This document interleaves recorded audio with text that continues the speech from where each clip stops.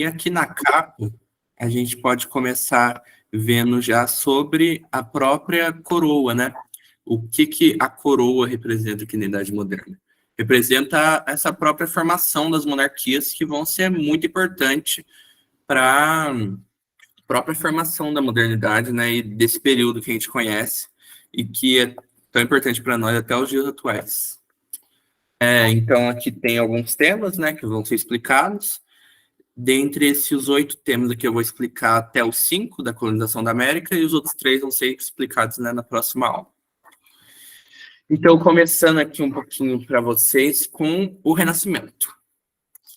O Renascimento é um movimento muito importante, né, que surgiu entre a Idade Média e a Idade Moderna. Então, a gente vai poder ver algumas coisas acontecendo no finalzinho ali da Idade Média e outras que vão florescer no começo da Idade Moderna, por exemplo. E as principais características são decorrentes das modificações que vão ocorrendo na estrutura urbana, na estrutura social, na estrutura dos comércios, das artes, das ciências também, e também da própria política, né? Esse aspecto vai resultar no desenvolvimento comercial enorme, gigantesco para a época. E também nas próprias grandes navegações, que vai ser explicado posteriormente, a partir de adquirir tecnologias de outros lugares, né? E a própria oposição à cultura teocêntrica. Como foi explicado ali no outro aula, não sei se vocês lembram, o teocentrismo é colocar Deus como norteador da vida humana, né? Colocar ele como medida de todas as coisas. E o Renascimento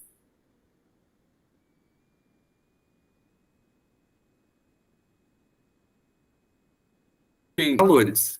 Dentre esses principais valores, a gente pode ver o antropocentrismo, né? O antropocentrismo tira Deus, tira o poder divino do centro, de nortear todas as ações humanas e coloca o ser humano como a satisfação dos seus desejos, né? Que entra no individualismo, como o principal norteador da vida de todos. Outra característica muito importante também é o próprio classicismo, que esses artistas, esses cientistas da época da Idade Moderna, eles vão procurar muito nas artes gregas e romanas sua inspiração, e não mais na Idade Média. Esse período, para eles, era considerado um período de trevas, um período de grandes retrocessos. E também eles vão instituir o próprio naturalismo. Para esses renascentistas, era muito importante que a natureza fosse observada, fosse estudada, e as pessoas não ficassem sem esse senso crítico, assim, simplesmente abaixando a cabeça para os dogmas da igreja, né?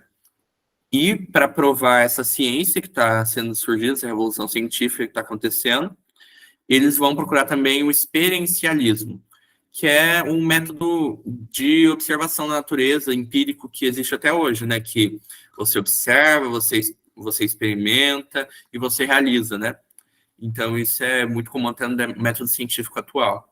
E esse espírito crítico, que vai contestar as doutrinas da igreja, que vai contestar o que a sociedade prega, o que o rei fala.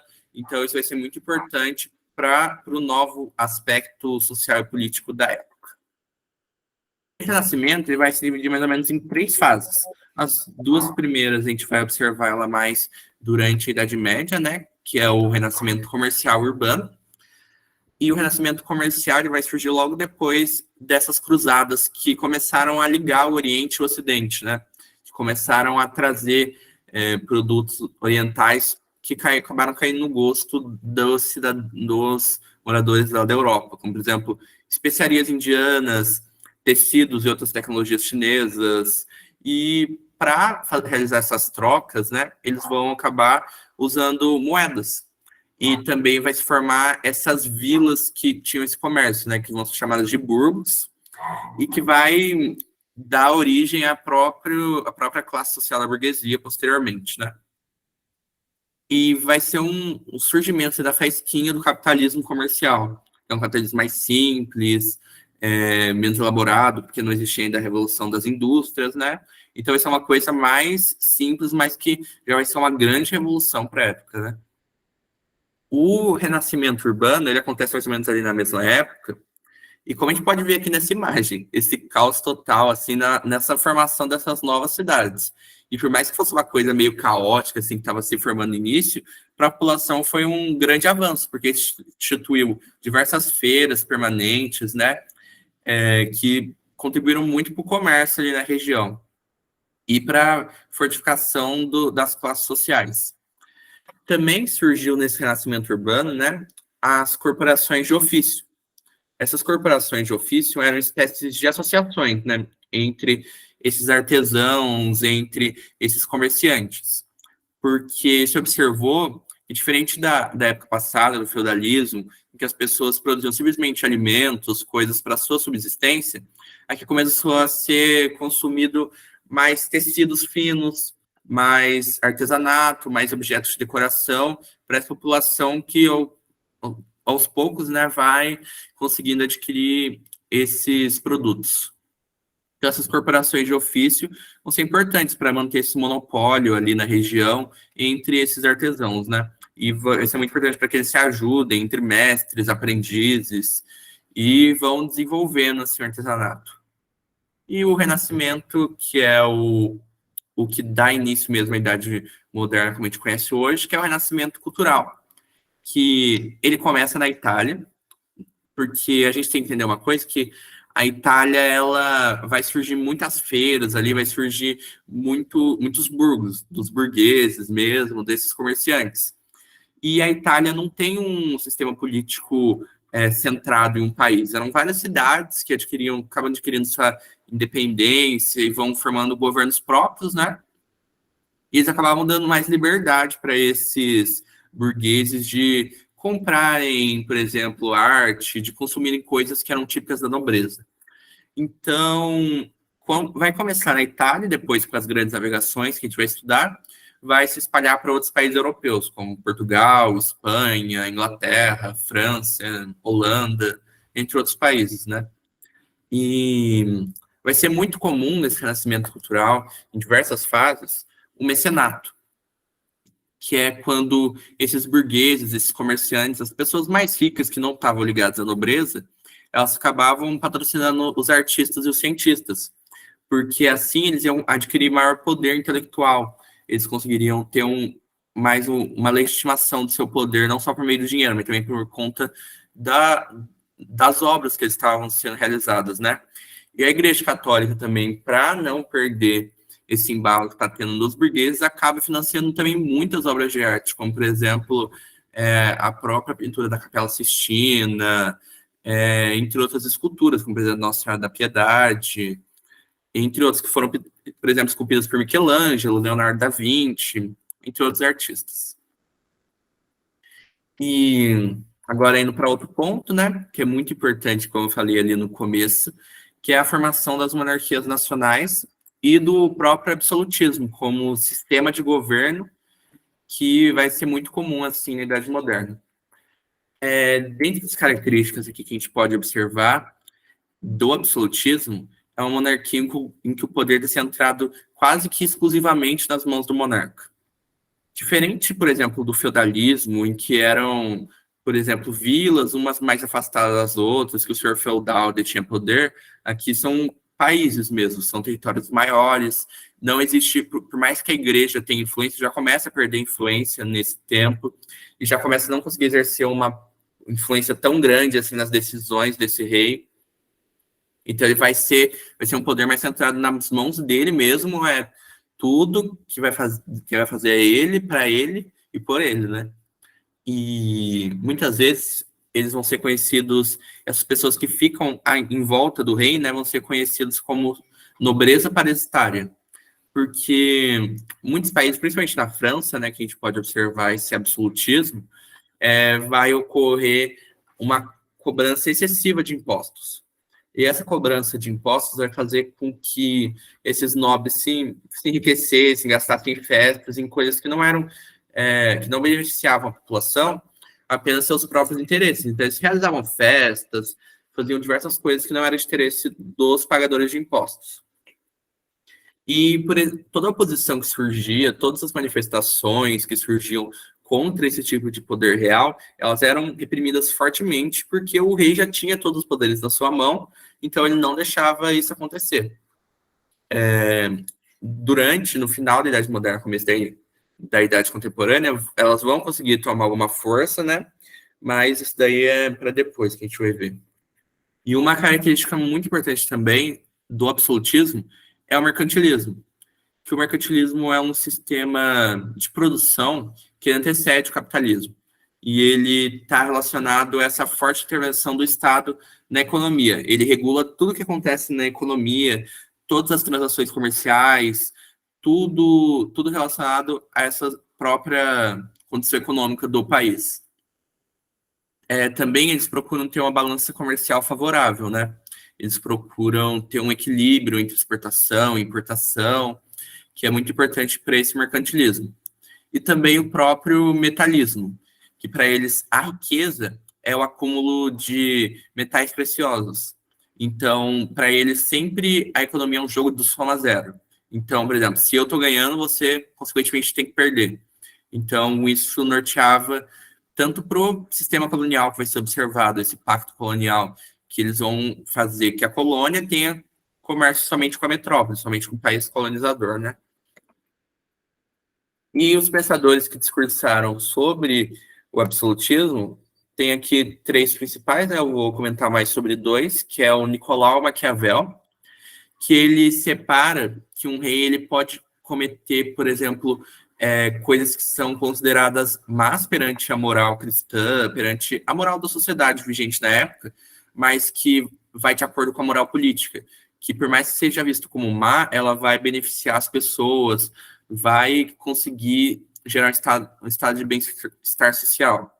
Então, isso é uma legitimação desse poder real, né? O próprio também Thomas Hobbes, ele fala que deve sim ter uma autoridade absolutista na região, porque senão os homens eles acabariam sendo egoístas e não compartilhando com as outras pessoas, e não formaria uma sociedade saudável, uma sociedade harmônica. E para ele, as pessoas deveriam abdicar de sua liberdade, de seus direitos, para em bem da população em geral, né? E esse Jacques, ele fala que o poder real, ele é instituído por Deus, então ele é um poder divino também. Então esses monarcas, eles são representantes de Deus na Terra. Então isso facilitou uma legitimação para eles. Então não era tão necessário eles reprimirem protestos, porque as pessoas mesmo ficavam com medo de realizar esses protestos e estarem pecando contra Deus. Agora eu vou partir para outro ponto também muito importante, que são as grandes navegações. As grandes navegações tiveram alguns motivadores bem claros, né? O principal deles é esse aumento do comércio entre o Ocidente e o Oriente, que estava aumentando muito depois desse nascimento comercial, né? Depois das cruzadas e do próprio nascimento das artes. Então, começou que dentro do mar Mediterrâneo, eles não estavam conseguindo colocar seus barcos porque a Itália cobrava, essas cidades italianas cobravam altos impostos e dominava aquele mar. Então era muito difícil para eles pagar esses impostos e acabava que não tinham transações comerciais muito vantajosas, né? Então, eles acabaram procurando outras formas de chegarem até o Oriente, chegarem até a atual Ásia. Então, essas monarquias, elas pretendiam, né, quebrar o monopólio das cidades italianas e contatar o Oriente de novas formas. Para isso, eles usaram diversas tecnologias, né, para alçarem seus navios até o mar. Então, as tecnologias, por exemplo, as caravelas, que eram essas embarcações, assim, com tecidos que iam de acordo com o vento, né? A própria bússola, que é uma tecnologia chinesa por conta essa própria interação entre a China, as Índias, com a Europa e esses produtos que caíram no gosto da população europeia. E o próprio astrolábio, que é uma tecnologia muito importante para esses navegantes se guiarem pelos astros, né? As armas de pólvora também, tecnologias chinesas importantes para combater os piratas que tinham ali impedindo das navegações dos estados. Portugal, né, como a gente estuda, foi o pioneiro das navegações. E ele logo lançou, primeiramente, suas navegações no século XV, né? E conseguiu ser, durante muito tempo, o que mais realizava navegações para lugares mais distantes. E isso se deu principalmente por conta de 4 fatores, né? A localização geográfica, então Portugal assim está de cara para o oceano, né? Então, para ele, por exemplo, atravessar desde o sul da África para chegar na Índia era muito mais fácil. O próprio relevo ali da região, que existia uma espécie de portos naturais formados ali em Portugal também foi muito importante, né? A própria tradição náutica de Portugal formava diversas escolas de navegações ali na região. O próprio rei, a burguesia, financiavam esses navegadores que ensinavam seus aprendizes, né? Então, isso foi muito importante também. E Portugal sempre foi muito próximo ali da Igreja Católica, né? E a Igreja financiou, patrocinou muito dessas navegações que ocorreram por Portugal, né? E a própria formação de Portugal. Portugal foi um dos primeiros países ali da Europa a se formarem. E ele manteve sua estabilidade territorial durante um período muito grande. Então, todo o dinheiro, toda a infraestrutura que eles tinham lá foi muito importante para que eles conseguissem ser os primeiros, né? A alçarem seus navios aos oceanos mesmo.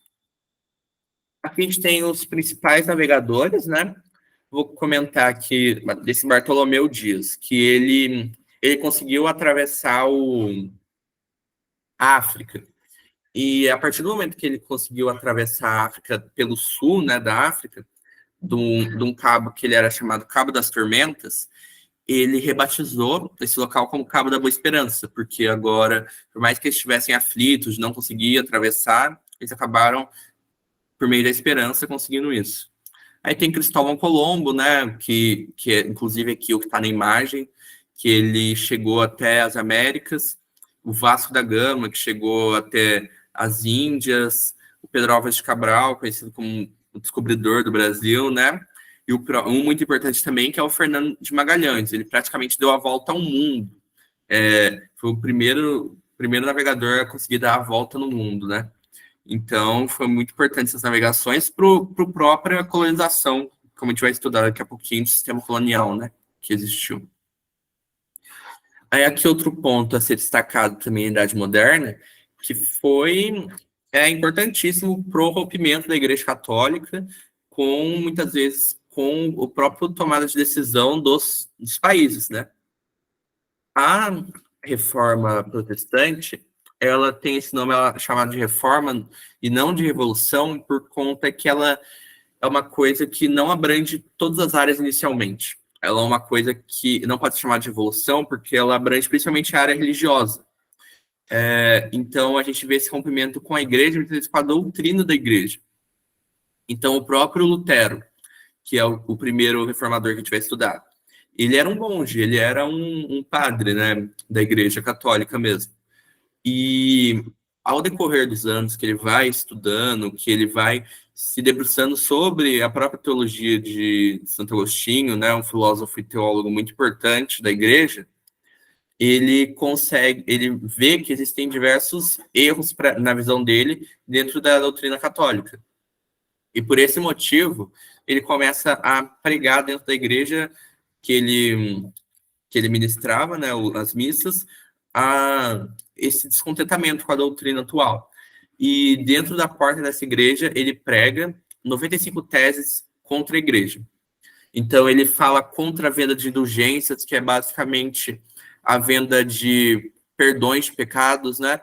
Contra também o culto às imagens, que para o Lutero era uma heresia por parte da igreja.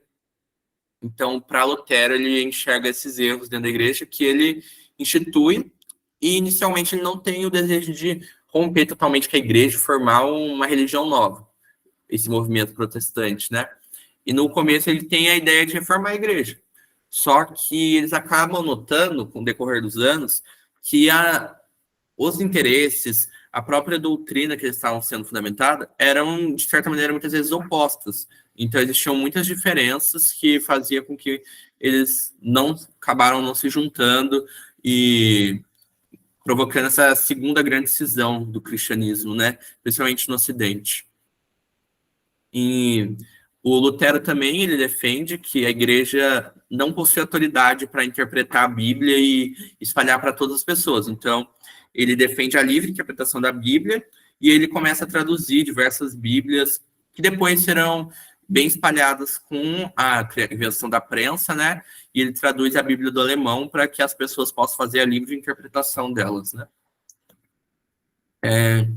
Depois do Martinho Lutero, vem um outro teólogo, né? Que era o João Calvino, que ele era um estudante de teologia, né? Que inicialmente se converteu ao protestantismo por muita influência do Martinho Lutero.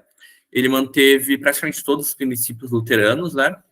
Ele estava ali na região da França.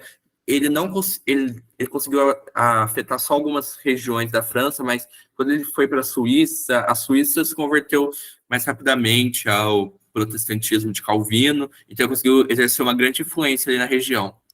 Só para deixar claro, Lutero era alemão, né? Então ele conseguiu uma parte da nobreza alemã acabou contribuindo assim com as ideias dele e protegendo ele de possíveis ataques que ele sofresse da própria política ou da religião. Então, ele manteve praticamente todos os princípios luteranos, né? Só que ele adicionou uma espécie de ética calvinista, né? Que é praticamente exclusivo dessa igreja calvinista. Ele fala que a predestinação ela é absoluta. Então, todos, a partir do momento que eles nascem, eles já estão destinados a serem salvos ou condenados.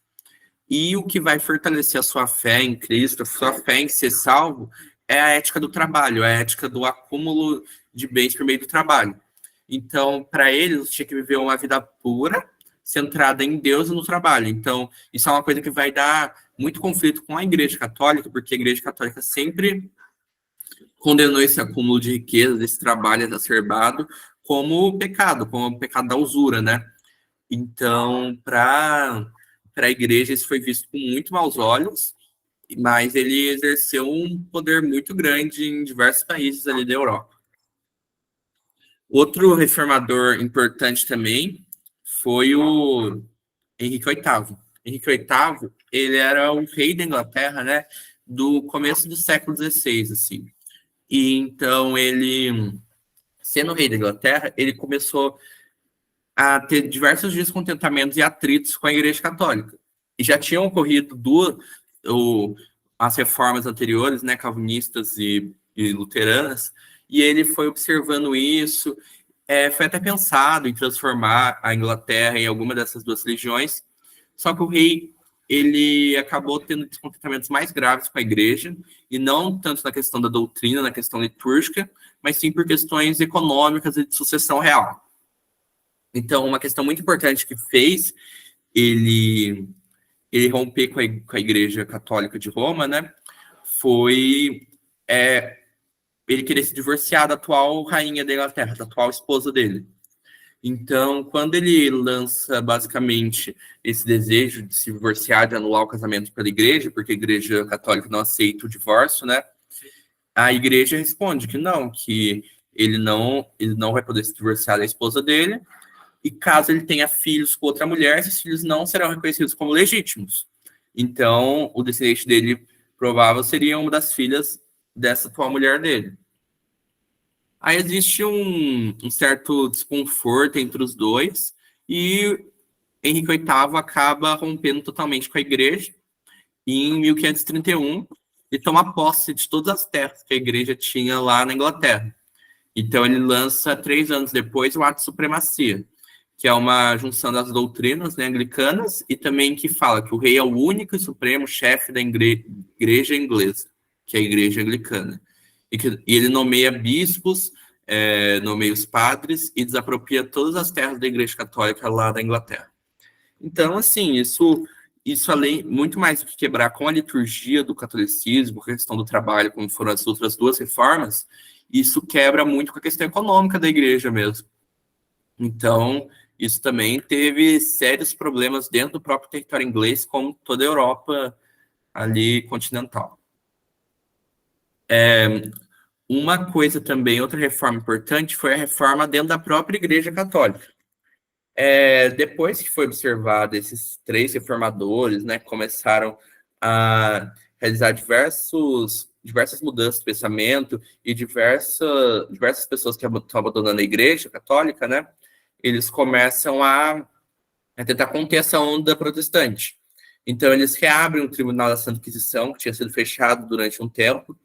Então, diferente daquela época, que eram condenadas bruxas, pessoas que eram acusadas de paganismo, seitas pagãs, que eram costumeiras ali na região da Europa, que não tinham sido convertidas ao catolicismo, agora esse Tribunal da Santa Inquisição está muito mais para ver os hereges protestantes. Então, para muitas vezes condenar pessoas que não compactuam com os ideais católicos.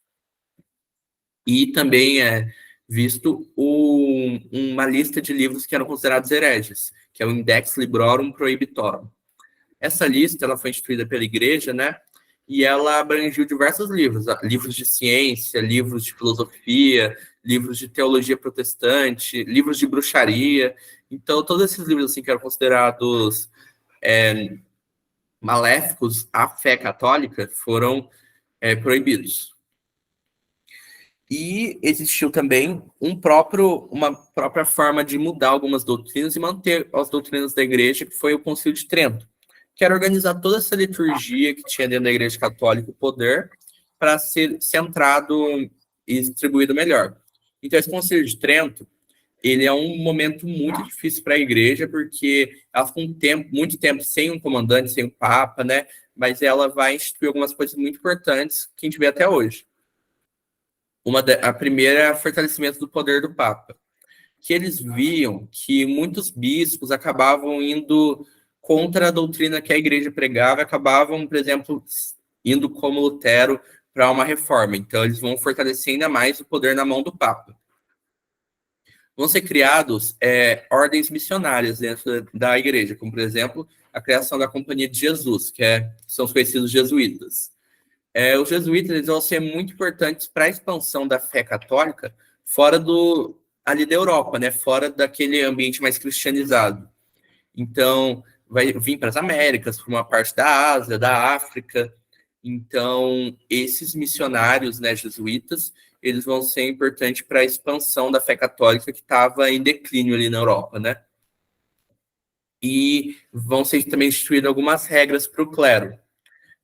Por exemplo, eles vão ter que seguir ainda mais à risca a doutrina da igreja, não vão poder cobrar indulgências, não vão poder tentar se beneficiar por meio de corrupção, essas coisas assim.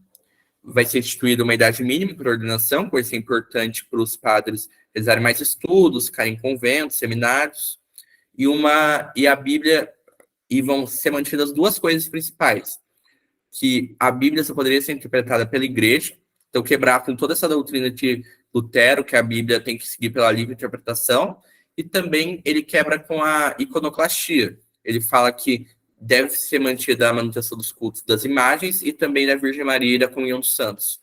Então, esses são os principais contextos da Reforma Católica.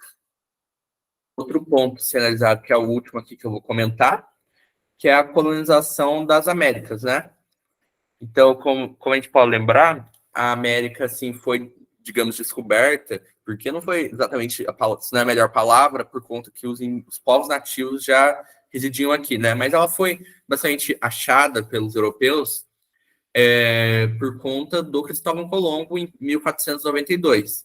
Então, ali no finalzinho do século XV, já começa a vir uma faísquinha para querer colonizar essa região, e no século XVI mesmo é que acontece toda a colonização, por parte de Portugal, por parte da Espanha, desses 2 países primeiramente, posteriormente também da Inglaterra. Então, acho que vocês vão estudar mais a América Portuguesa quando vocês estiverem estudando História do Brasil. Eu vou ficar aqui mais a cargo de explicar um pouco para vocês sobre a América Espanhola e a América Inglesa, né? Então, vou começar aqui explicando sobre as características gerais, né? Eles queriam garantir essa posse de terras, né? Então, eles queriam impedir que muitos piratas invadissem aquela região, então era importante colonizar, era importante colocar um poder ali instituído naquela região. Eles queriam explorar as riquezas para conseguir aquele metalismo que a gente estudou, que é o acúmulo de metais preciosos dentro do território para garantir a soberania do próprio Estado, né? E a defesa dos ideais religiosos, expansão do cristianismo, tanto por parte dos católicos, por meio da Companhia de Bom Jesus, tanto por parte dos protestantes, por meio de outras formas que eles vão tentar fazer colônias de povoamento, né? Que vão ser muito comuns lá. Também vai existir as colônias de exploração, que é basicamente para retirar o máximo possível de conteúdos dali para levar até a metrópole. O sistema colonial, principalmente o espanhol, ele é administrado quase totalmente pela metrópole e existe um monopólio com a colônia. Então, vai ser visto que essas colônias não vão poder comercializar qualquer país, elas vão poder comercializar somente com o seu país colonizador. Então, isso vai ser muito importante, é conhecido como pacto colonial, né? E também vai ser importante o plantation, que é o sistema que vai ocorrer nas colônias do sul, inglesas, e nas colônias espanholas, né? E a exploração de metais, muito comum nas colônias espanholas, principalmente a exploração de prata, que vai ser norteadora dali, né? Aí, começando aqui um pouco sobre o sistema espanhol, a mineração, né, era a principal atividade, principalmente no começo ali. Existia uma grande luta contra os povos nativos, principalmente na América Espanhola, mais até do que na América Portuguesa. Isso aconteceu porque os astecas e os maias, por exemplo, eles viviam em cidades muito bem organizadas, e então eles acabavam ganhando poder contra esses espanhóis. Só que os espanhóis conseguiram a conquista por conta de algumas características, como a presença de armas de fogo, o estranhamento cultural, a proliferação de doenças, tipo, muitos dos povos originários foram basicamente dizimados com doenças que eles não tinham anticorpos, e que os europeus tinham, como, por exemplo, a varíola, entre outras. Então, a própria, e também a própria aliança com tribos locais. Quando algumas tribos iam que não iam dar conta de ganhar dos europeus, eles acabavam se entregando e fazendo alianças com os espanhóis. Aí essas colônias eram divididas em vice-reinos, que eles tinham bem pouca autonomia, esses vice-reinos, para tomar algumas decisões, mas eles acabavam colocando umas especificidades, sabe, em cada região, sobre qual vai ser a principal atividade, sobre como vai ser esse comércio com a metrópole.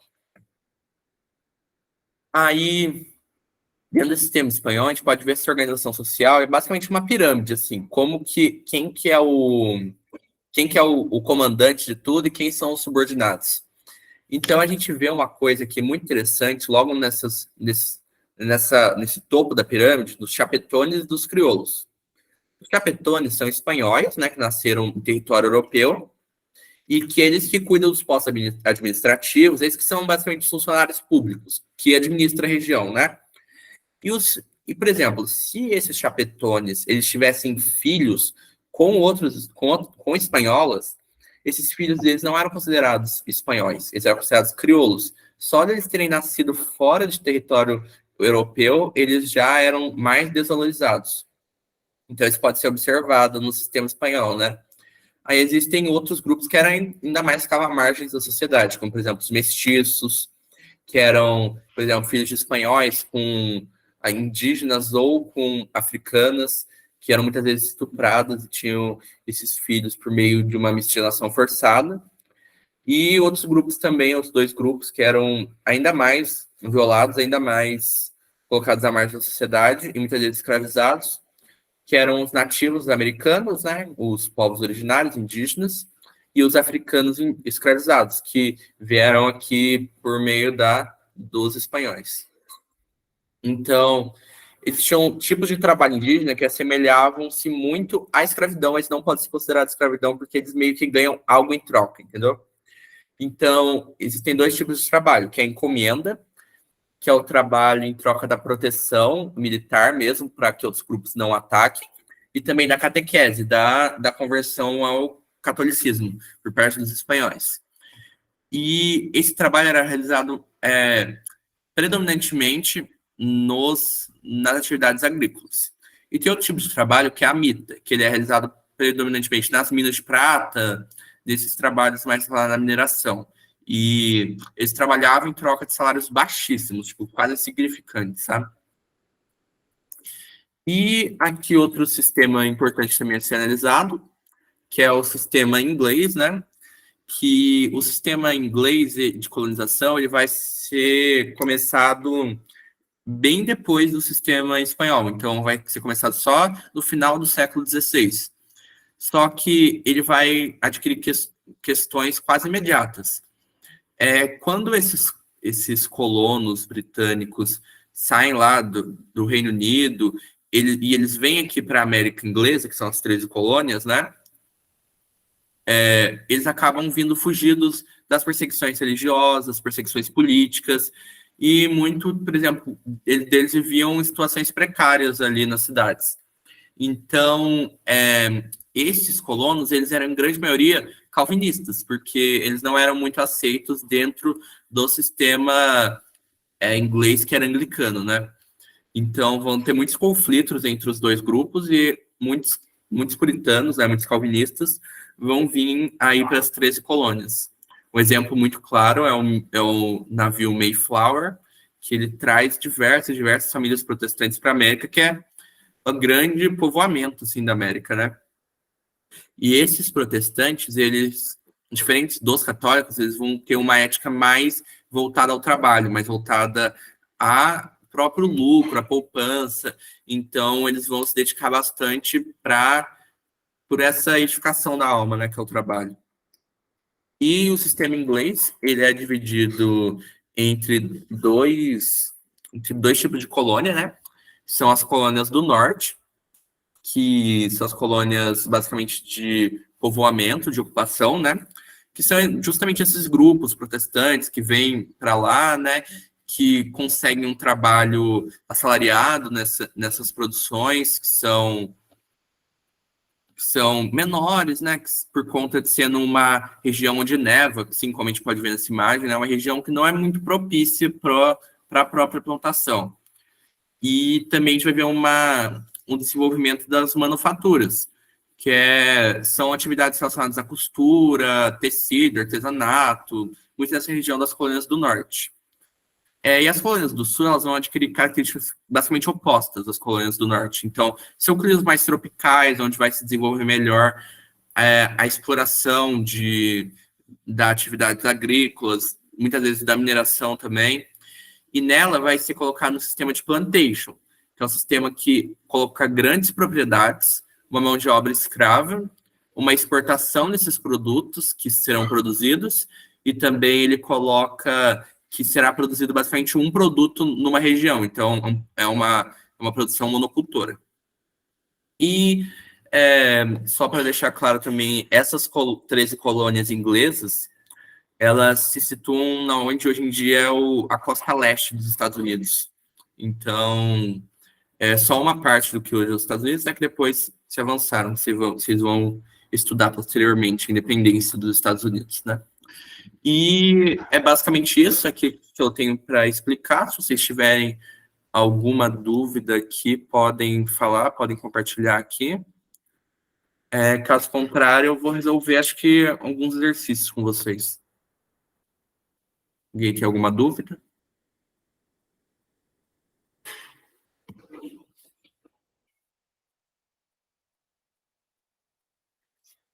Então tá bom. Então eu vou começar aqui. Deixa eu só mudar o compartilhamento de tela para resolver alguns exercícios.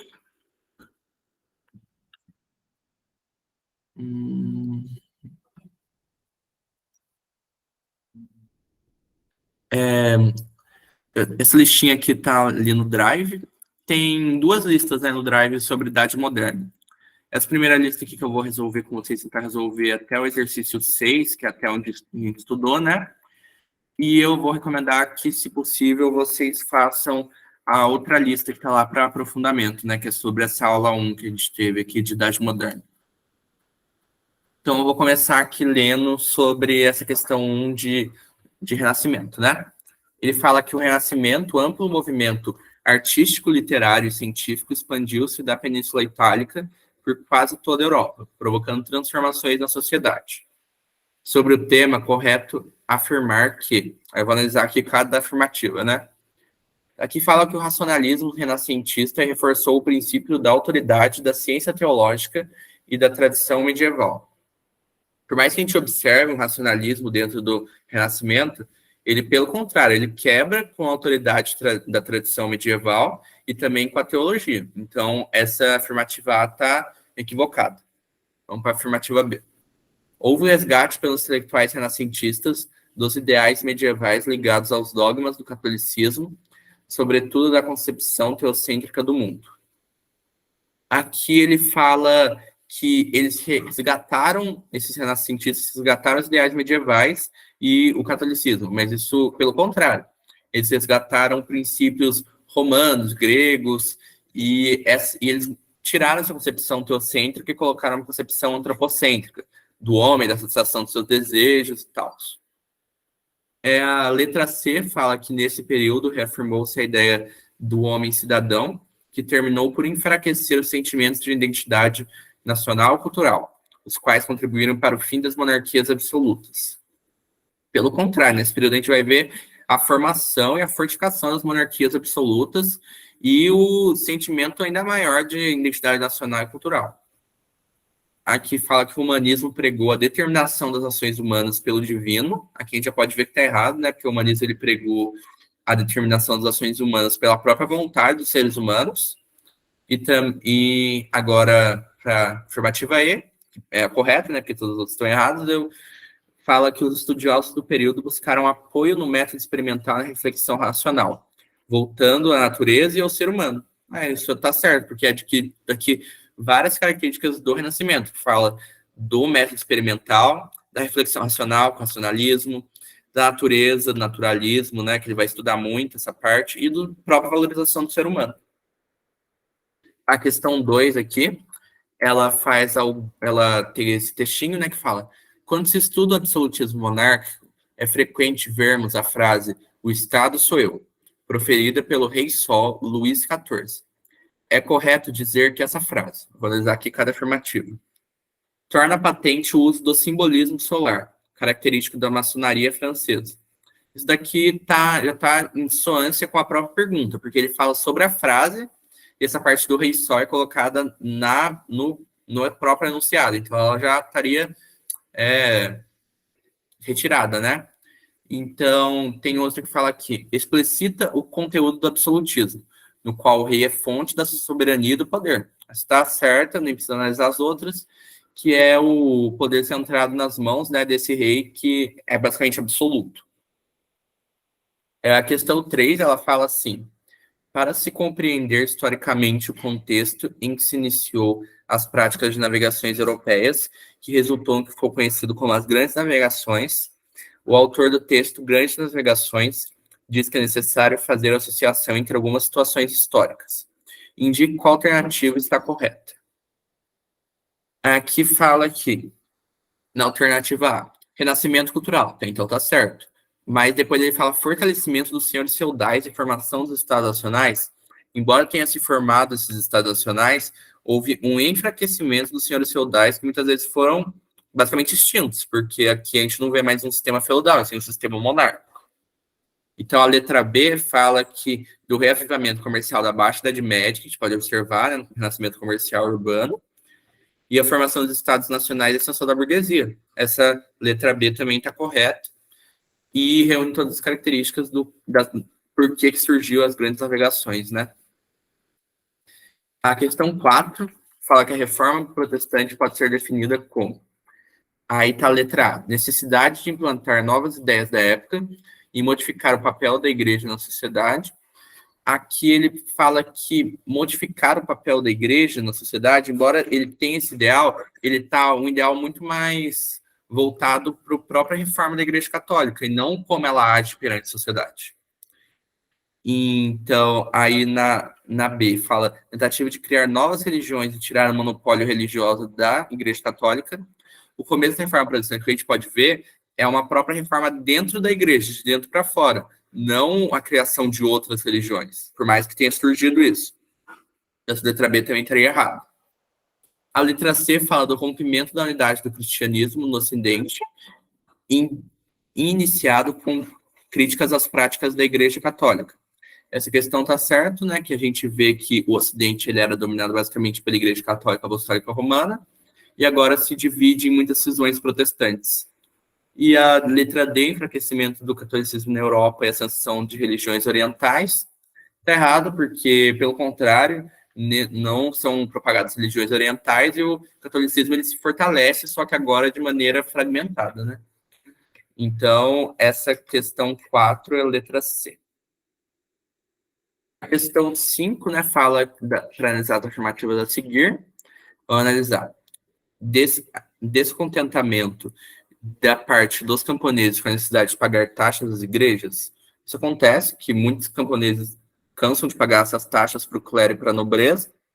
Aí a afirmativa 2, comercialização de bens eclesiásticos, mesmo condenada à usura, que essa também está correta.